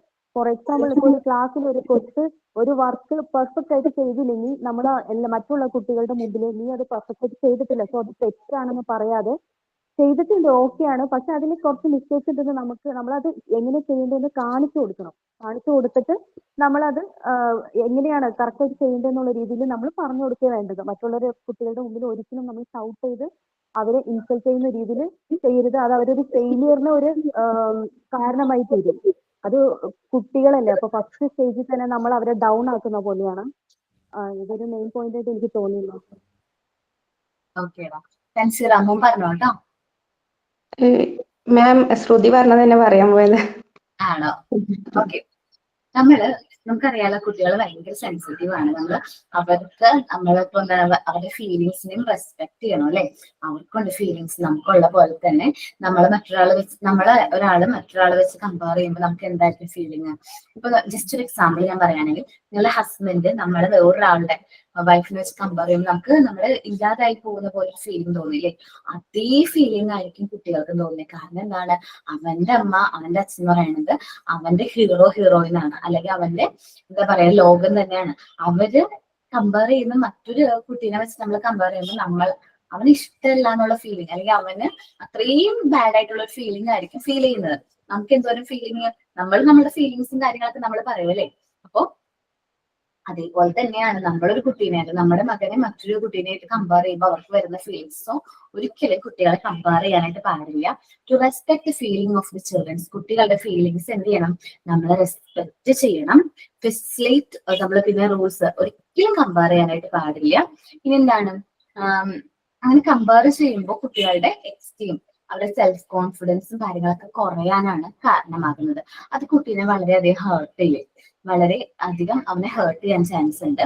സോ ഇനിയിപ്പോ കുട്ടി വർക്ക് ചെയ്യുന്നത് അറ്റൈനബിൾ ആയിട്ടുള്ള രീതിയിലല്ല, അവൻ നല്ല രീതിയിൽ മാർക്ക് സ്കോർ ചെയ്യുന്നില്ലെങ്കിൽ അവൻ അറ്റൈൻ ചെയ്യാൻ പറ്റുന്ന രീതിയിൽ നമ്മൾ സ്റ്റാൻഡേർഡുകൾ ഉയർത്തിക്കൊണ്ടുവരാണ് വേണ്ടത്.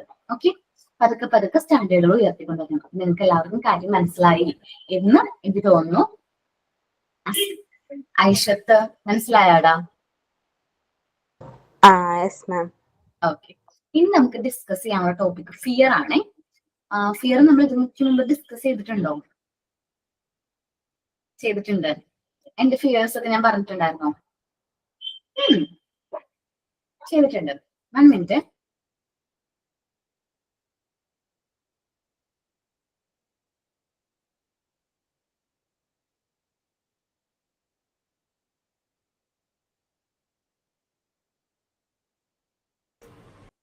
ഓക്കെ, അപ്പോ ഫിയർ എന്ന് പറയുന്നത് നമ്മള് മുതിർന്നവരാണ് ഈ ഫിയർ ആർക്ക് ഇൻജെക്ട് ചെയ്ത് കൊടുക്കുന്നത്? കുട്ടികൾക്ക് ഇൻജെക്ട് ചെയ്ത് കൊടുക്കുന്നത്.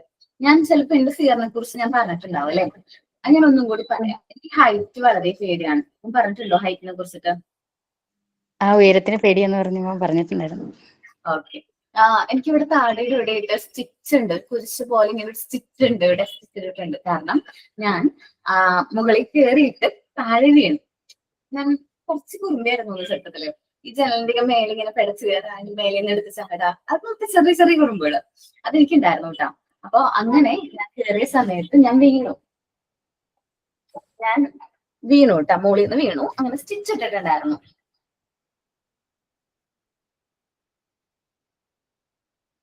ഓക്കെ, പൊസസീവ്നെസ് ലാസ്റ്റ് നമുക്ക് സമ്മപ്പ് ചെയ്യുമ്പോ പറയാം. അപ്പൊ ഞാൻ മുകളിൽ കയറിയിട്ട് വീണപ്പോ കുറെ ബ്ലഡും കാര്യങ്ങളും വന്നു, പൊട്ടി സ്റ്റിച്ച് ഇട്ടുണ്ടായിട്ട് വന്നു. അത് പിന്നെ അമ്മ ഞാനിങ്ങനെ മുകളിലൊക്കെ ഇങ്ങനെ കയറുന്ന സമയത്ത് ചെറുപ്പത്തിലാ 2-2.5 വയസ്സുള്ളപ്പോഴാണ് ഈ സംഭവം നടക്കുന്നത്. അമ്മയ്ക്ക് പേടിയാണ്, ഞാൻ എവിടെയെങ്കിലും ഒറ്റയ്ക്ക് പോയി കഴിഞ്ഞാൽ ഇങ്ങനെ മുകളിൽ കയറോ മതിലിങ്ങനെ കിടച്ചാടും, ജസ്റ്റ് പറക്കാനൊക്കെ ശ്രമിക്കുന്നതാണെന്ന് തോന്നുന്നു അന്നത്തെ സമയത്ത്. അപ്പൊ അങ്ങനെ കേറാതിരിക്കാൻ വേണ്ടി അമ്മ പറയും, നീ മുകളിലോട്ട് കയറി കഴിഞ്ഞാൽ ഇടിഞ്ഞ് വീഴും, താഴത്തേക്ക് നീ വീഴും എപ്പോഴും പറയും. കാരണം അന്ന് വീണു ബ്ലഡ് ഒരുപാട് ലോസ് ആയതാണ്. അപ്പൊ അന്ന് അമ്മ ഒരുപാട് പേടിച്ചിട്ടുണ്ടായിരുന്നു. അപ്പൊ അമ്മ അതുകൊണ്ട് ഞാൻ അങ്ങനെ ചെയ്യാതിരിക്കാൻ വേണ്ടിയിട്ട് അമ്മ പറയും, ഹൈറ്റിലേക്ക് പോകല്ലേ, നീ വീഴും, സ്റ്റെപ്പ് കയറാൻ പാടില്ല. എവിടെ പോയാലും പറയുന്ന ഡയലോഗായിരുന്നു ചെറുപ്പത്തിൽ. ഒരിക്കലും സ്റ്റെയർ കയറാൻ പാടില്ല, സ്റ്റെയർ കയറി കഴിഞ്ഞാൽ ഇടിഞ്ഞോട് വീഴും. അപ്പൊ ചെറുപ്പം മുതലേ എന്റെ ഓർമ്മ വെക്കുന്ന കാലം മുതലേ, എനിക്ക് ഒരു 5 വയസ്സുള്ളപ്പോ മുതൽ ഹൈറ്റ് വളരെ പേടിയാണ്. സ്റ്റെപ്പ് കയറൂല, അത്രയും പേടിയുള്ള ആളാണ് ഞാൻ. സ്റ്റെപ്പ് കയറാൻ അത്രയും പേടിയാണ്. ആ ഒരു ഫോബിയ എന്ന് പറഞ്ഞാൽ നമ്മൾ വിചാരിക്കും സ്റ്റെപ്പ് കയറാൻ ഇത്രയും പേടിയുള്ള ആളോ. സ്റ്റെപ്പിന്റെ ഫ്രണ്ടിൽ ചെന്ന് നിന്നിട്ട് ഞാൻ നിന്ന് വരയ്ക്കും. കാരണം കയ്യും കാലൊക്കെ തണുക്കുന്നു, മരിപ്പ് പറ്റുന്നില്ല. അതേപോലെ തന്നെ നിങ്ങൾ വിചാരിക്കും എന്റെ ഫിയർ ഇപ്പൊ പോയിട്ടുണ്ടാവും, ഞാൻ വലുതായില്ലേ, വലിയ കുട്ടിയൊക്കെ ആയില്ലേ. അങ്ങനെ എന്താ ഞാൻ വിചാരിച്ചിരുന്നേ. സ്റ്റെപ്പ് കയറാൻ എനിക്ക് മടിയൊന്നുമില്ല, എനിക്ക് ഇഷ്ടമാണ്, അല്ലെങ്കിൽ എനിക്ക് പേടിയൊന്നുമില്ല എന്നുള്ളത്. ഇപ്പൊ ഇൻസ്റ്റിറ്റ്യൂട്ടിൽ വരുമ്പോൾ പോലും ഞാൻ സ്റ്റെപ്പ് യൂസ് ചെയ്യാറില്ല. പേടിയില്ല, നമ്മുടെ ഇൻസ്റ്റിറ്റ്യൂട്ടിലെ സ്റ്റെപ്പും കാര്യങ്ങളൊക്കെ അത്യാവശ്യം നല്ല എന്താ പറയാ നല്ല സേഫ് ആയിട്ടുള്ള രീതിയിലാണ് ബിൽഡ് ഒക്കെ ചെയ്തിരിക്കുന്നത്. എന്നാൽ പോലും എനിക്ക് സ്റ്റെപ്പ് കയറാൻ പേടിയാണ്. ഞാൻ എപ്പോഴും ലിഫ്റ്റാണ് യൂസ് ചെയ്യുന്നത്. എനിക്ക് ലിഫ്റ്റിൽ കൂടെ മാത്രമേ സഞ്ചരിക്കാൻ പറ്റുള്ളൂ. എന്റെ ഹസ്ബൻഡ് എപ്പോഴും വഴക്ക് പറയും. കാരണം ഞങ്ങൾ വല്ല മുകളിലൊക്കെ പോയി കഴിഞ്ഞിട്ടുണ്ടെങ്കിൽ, എവിടെയെങ്കിലും മുകളിലേക്ക് പോകണമെന്നുണ്ടെങ്കിൽ ഹസ്ബൻഡ് എസ്കലേറ്ററിൽ അങ്ങോട്ട് മുകളിലോട്ട് പോകും. പക്ഷെ ഞാൻ അവിടെ നിൽക്കും, നിന്നവിടെ നിൽക്കും. എനിക്ക് ഒരു സ്റ്റെപ്പ് മുന്നോട്ട് വെക്കാനായിട്ട് പറ്റില്ല, ഭയങ്കര പേടിയാണ്. അപ്പം ഞാൻ എന്നിട്ട് എന്ത് ചെയ്യുന്ന വെച്ചിട്ടുണ്ടെങ്കിൽ ഈ എക്സ്കലേറ്ററിൽ കയറി നിന്ന് ഞാൻ ഉയർന്നു പോവാണോ, ആ ഒരു ഹൈറ്റിന്റെ പേടിയാണ് എനിക്ക്. ലിഫ്റ്റ് ആവുമ്പോൾ ഞാൻ കാണുന്നില്ലല്ലോ, ലിഫ്റ്റ് ആവുമ്പോൾ ഞാൻ കാണുന്നില്ലല്ലോ, അതുകൊണ്ട് എനിക്ക് പ്രശ്നമില്ല. അതുപോലെ ഓപ്പൺ ആയിട്ടുള്ള ഗ്ലാസ് ലിഫ്റ്റ് ഇല്ല, അതിലും കയറൂല. അതാവുമ്പോൾ ഞാൻ ഹൈറ്റിലേക്ക് മുകളിലേക്ക് പോകുന്ന ഫീൽ.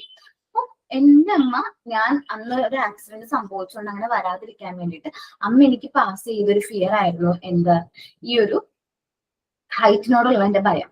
അതിപ്പോഴും എനിക്ക് പൂർണ്ണമായിട്ടും മാറ്റിയെടുക്കാനായിട്ട് പറ്റിയിട്ടില്ല. മാറ്റിയെടുക്കാൻ ശ്രമിക്കുന്നുണ്ട് കേട്ടോ.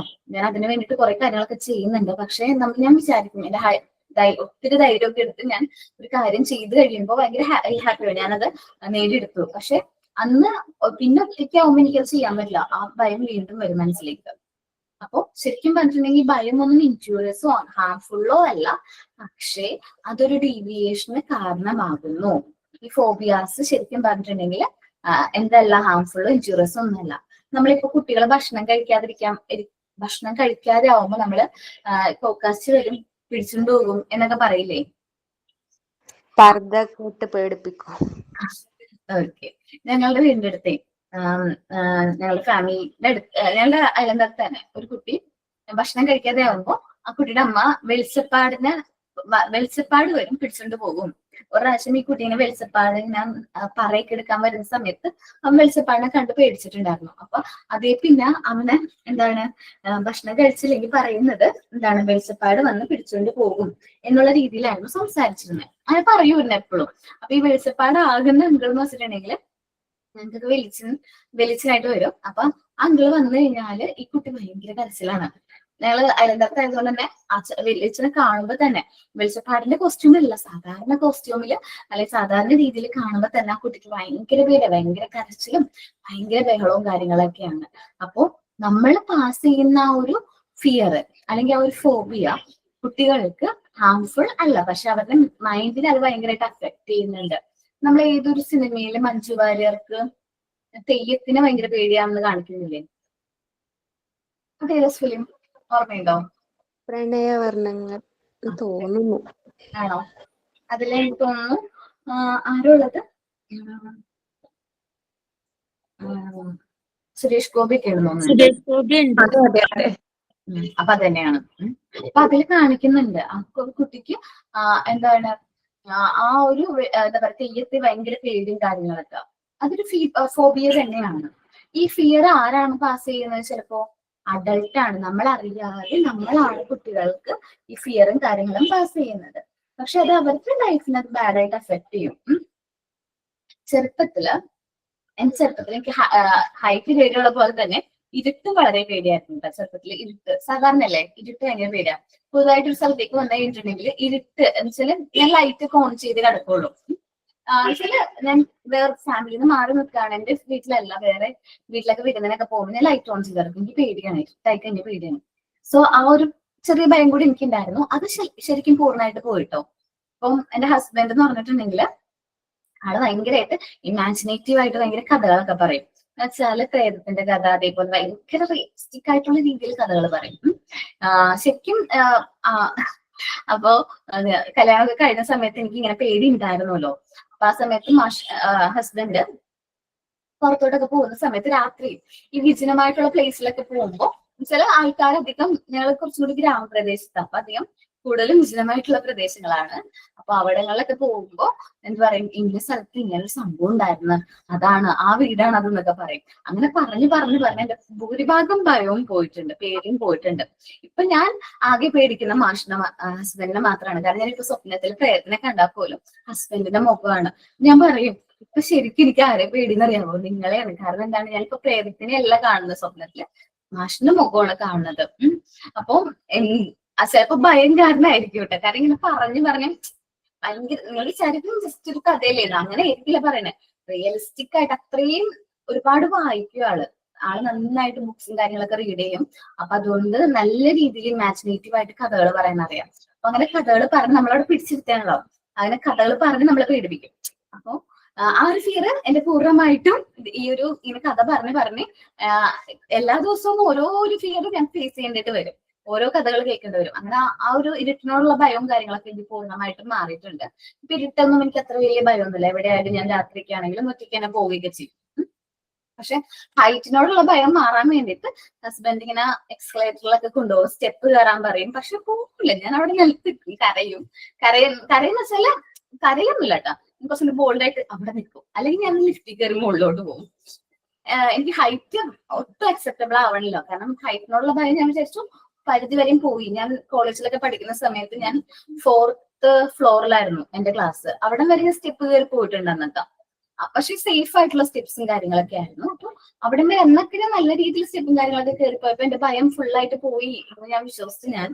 പിന്നീട് ആ ഒരു ഭയം എന്റെ മനസ്സിൽ, ആദ്യം സ്റ്റെപ്പ് കയറിയ സമയത്ത് എനിക്ക് ഭയം ഉണ്ടായിരുന്നു. അത് കണ്ടിന്യൂസ്ലി ചെയ്തപ്പോ ആ ഭയം കുറച്ച് കുറഞ്ഞു. പക്ഷെ ആ ഭയം നമ്മുടെ ഉള്ളിലുണ്ടാവും. അതേപോലെ തന്നെയാണ് കുട്ടികളുടെ മനസ്സിലും ഭയം. നമ്മൾ ഇൻജെക്ട് ചെയ്യുന്ന ഫിയർ കുട്ടികളുടെ മനസ്സിൽ നിന്ന് പോകണമെന്നില്ല. ആ ഫിയർ അവരുടെ ലൈഫ് ലോങ് അവർക്ക് അതുണ്ടാവും. നമ്മളിപ്പോ വിചാരിക്കും ചെറിയ കുട്ടികളല്ലേ ഇങ്ങനെ ചെയ്യാതിരിക്കാൻ വേണ്ടിയിട്ട് നമ്മൾ പറയുന്നില്ലെന്ന്. പക്ഷെ അങ്ങനെയല്ല, ആ ഫിയർ പോകണമെന്നില്ല. Adult may pass a fear or phobia to the child. Adult ആണ് ഈ ഫിയറും ഫോബിയയും കുട്ടിയിലേക്ക് പാസ് ചെയ്യുന്നത്. Of something that is not injurious or harmful. ശരിക്കും പറഞ്ഞാൽ ഇൻജുറിയസോ ഹാർംഫുള്ളോ അല്ല. Sometime adult tell the children story to scare them into doing something. എന്തെങ്കിലും കാര്യങ്ങൾ പേടിപ്പിച്ച് ചെയ്യിക്കാൻ വേണ്ടിയിട്ട് ആയിരിക്കും നമ്മളത് കഥകൾ പറഞ്ഞു കൊടുക്കുന്നത്. ഭക്ഷണം കഴിക്കാൻ വേണ്ടിയിട്ടോ ഹോംവർക്ക് ചെയ്യാൻ വേണ്ടിയിട്ടോ ആയിരിക്കും നമ്മൾ ഈ കഥകളും കാര്യങ്ങളും പറഞ്ഞു കൊടുക്കുന്നത്. പക്ഷെ അത് കുട്ടീനെ വളരെയധികം ബാഡായിട്ട് എഫക്ട് ചെയ്യുന്നുണ്ട്. നമ്മൾ വിചാരിക്കുക പോലുള്ള അങ്ങനത്തെ ഫോബിയൻസും ഒക്കെ കുട്ടീനെ അഫക്ട് ചെയ്യുന്നു. Everyone has an understanding of natural preservation against dangers. കുട്ടികൾ അറിഞ്ഞിരിക്കണം കുറച്ച് കാര്യങ്ങളൊക്കെ ഡേഞ്ചർ ആണ് എന്ന് മനസ്സിലാക്കണം. അതേപോലെ തന്നെ എന്റെ മോൾക്ക് ഇതേ ഒരു ഫിയർ ഉണ്ടായിരുന്നു കേട്ടോ. ആദ്യം അവള് ഹസ്ബൻഡ് ഞാൻ പറഞ്ഞില്ലേ, എന്നോട് പറയുന്ന പോലെ തന്നെ പേടിപ്പിക്കുന്ന കഥകളായിരിക്കും കുട്ടിക്കും പറഞ്ഞു കൊടുക്കുന്നത്. അപ്പൊ രാത്രി അവൾ കഥ കേൾക്കാൻ വേണ്ടി വരും.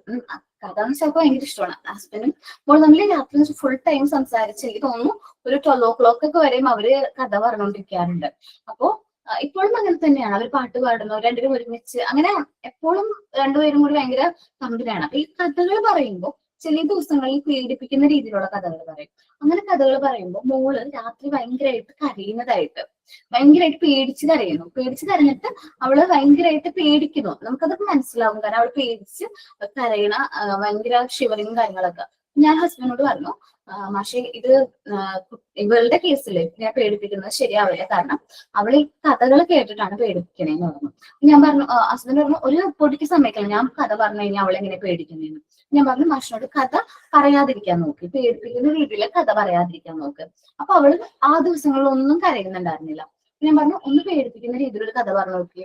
അപ്പൊ ഇന്ന് അവള് കരയും എന്ന് ഞാൻ വെച്ച് വെച്ചത്. അപ്പൊ അങ്ങനെ ഒരു ദിവസം കഥ പറഞ്ഞു, അവൾ അന്ന് രാത്രി നല്ല രീതിയിൽ കരഞ്ഞു. അപ്പൊ എന്താണ്, അവൾ കേൾക്കുന്ന കഥകള് അവളുടെ മനസ്സിലേക്ക് സ്റ്റോർ ചെയ്യുന്നുണ്ട്. ചിലപ്പോ ഏത് തരം ഭയമാണ് എന്ന് പറയാൻ പറ്റില്ല, ആ ഭയം അവളുടെ മനസ്സിൽ അങ്ങനെ ക്രിയേറ്റ് ചെയ്യുന്നുണ്ട്. അപ്പൊ അതുകൊണ്ട് നമ്മൾ കുട്ടികൾക്ക്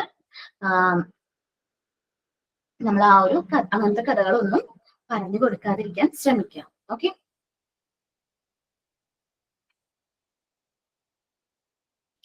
ലൈസിനെ കുറിച്ച് എനിക്ക് ഒരുപാട് പറയാനുണ്ട്, കള്ളങ്ങളെ കുറിച്ചിട്ട്. അത് നെക്സ്റ്റ് ക്ലാസ്സിൽ എടുക്കുള്ളൂ. പോസസീവ്നെസ് അല്ലെ, പോസസീവ്നെസ് എന്ന് പറയുന്നത് കുട്ടികൾ ഭയങ്കര ഡിമാൻഡിങ് ആയിട്ടുള്ള രീതിയിൽ വരുന്ന കുട്ടികളെയാണ് നമ്മൾ പൊസസീവ് ചിൽഡ്രൻ എന്ന് പറയുന്ന. പൊസസീവ് എന്ന് പറയുന്നത് ഭയങ്കര ഡിമാൻഡിങ് ആയിട്ടുള്ള ക്യാരക്ടർ ആയിരിക്കും, വാശിയായിരിക്കും. ഈ വാശി പിടിച്ച് അവരൊരു കാര്യം നേടിയെടുത്ത് കഴിഞ്ഞു കഴിഞ്ഞാൽ അത് അവർ ഉപേക്ഷിക്കും, അവർക്കത് പിന്നെ വേണ്ട. അങ്ങനത്തെ കുട്ടികളായിരിക്കും ഈ പൊസസീവ് ചിൽഡ്രൻസ് എന്ന് പറയുന്നത്. ശരിക്കും പറഞ്ഞാൽ പൊസസീവ് ആവാനുള്ള മെയിൻ കാരണം എന്ന് വെച്ചാൽ അവർക്ക് ഈ ലവിങ് ആൻഡ് കെയറിങ് കിട്ടാതെ വരുമ്പോഴാണ് ഈ കുട്ടികൾ പൊസസീവ് ആകുന്നത്. ഷീ മസ്റ്റ് പ്രൊവൈഡ് നമ്മൾ കുട്ടികൾക്ക് പ്രൊവൈഡ് ചെയ്യുന്നത് നല്ല ലവിങ് ആൻഡ് കെയർ ആണ് നമ്മൾ ഈ കുട്ടികൾക്ക് പ്രൊവൈഡ് ചെയ്യേണ്ടത്. ഈ കുട്ടികൾ ഭയങ്കര എനർജറ്റിക് ഒക്കെ ആയിരിക്കും. നമ്മൾ അവരുടെ ആ ഒരു എനർജീനെ മെറ്റീരിയൽസിലേക്ക് വർക്ക് ചെയ്യാനായിട്ട് പ്രേരിപ്പിക്കുക. വർക്ക് ചെയ്ത് തുടങ്ങുമ്പോൾ അവർക്ക് ഈ ഒരു ഡീവിയേഷൻ മാറും.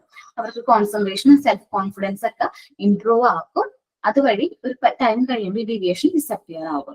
അപ്പൊ പൊസസീവ്നെസ് വെച്ചാൽ വാശിയാണ്, അല്ലെ, ഡിമാൻഡിങ് ആയിട്ടുള്ള ക്യാരക്ടറാണ്. നമുക്ക് ഏത് മാർഗം സ്വീകരിച്ചു നേടിയെടുക്കും എന്നുള്ള രീതിയിലൊക്കെ അഡൾട്ട്സിനെ കണ്ടിട്ടുണ്ടാവും, അല്ലെ. ഏത് മാർഗത്തിലൂടെയും ആ കാര്യം നേടിയെടുക്കും എന്നൊക്കെ പറയുന്നത്. അങ്ങനെയുള്ള അഡൾട്ട്സ് ഈ ഒരു പൊസസീവ് ചിൽഡ്രൻസിനാണ് ഡെവലപ്പ് ചെയ്ത് വരുന്നത്.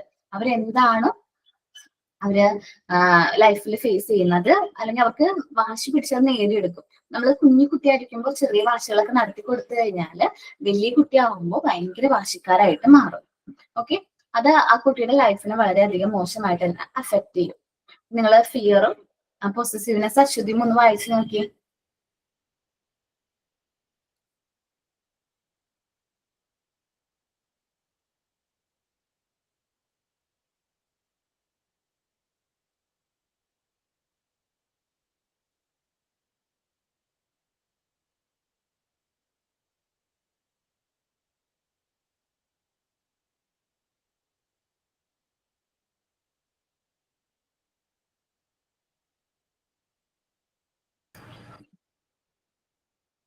എല്ലാരും വായിച്ചോ?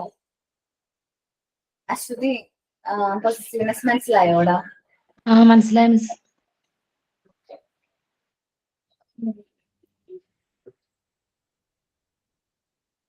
അപ്പൊ നെക്സ്റ്റ് ഡേ ലൈസ് എടുക്കുക. ലൈസ് നല്ലൊരു ടോപ്പിക്കാണ് കേട്ടോ. അത്യാവശ്യം നല്ല രീതിയിൽ നമുക്ക് എൻജോയ് ചെയ്യാൻ പറ്റുന്ന ഒരു ടോപ്പിക്കാണ്. അത്യാവശ്യം ഇഷ്ടമുള്ള ടോപ്പിക്കാണ് ലൈസ്. കള്ളം പറയുന്നത്. നമ്മള് കുട്ടികള് കള്ളം പറയുകയാണെങ്കിൽ നിങ്ങൾക്ക് സ്വയമേ അത് വിലയിരുത്താൻ പറ്റും. നിങ്ങളോട് ഇപ്പൊ ക്ലാസ്സിലെ കുട്ടികൾ കള്ളം പറയുകയാണെങ്കിൽ അത് മനസ്സിലാക്കാനൊക്കെ പറ്റും. ഒബ്സർവേഷനിലൂടെയൊക്കെ മനസ്സിലാക്കാൻ പറ്റും. ഇപ്പൊ എന്നോട് ഒരാൾ കള്ളം പറയുകയാണെങ്കിൽ അയാളുടെ കണ്ണിൽ നോക്കി മുഖഭാവങ്ങൾ നോക്കിയിട്ട് എനിക്കത് മനസ്സിലാക്കുന്നത് കള്ളമാണ് സത്യമാണെന്നുള്ളത്. ലൈഫ് നമ്മൾ കുറച്ചും കൂടി അറിഞ്ഞിരിക്കുന്നത് നല്ലതായിരിക്കും. ഓക്കെ, അപ്പോ സൈൻ ഔട്ട് ആരാ പറയുന്നേ? സൈൻ ഔട്ട് ആരാ പറയുന്നേ?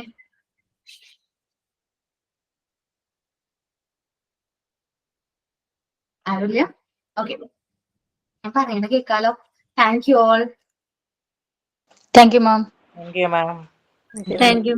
Thank you, ma'am.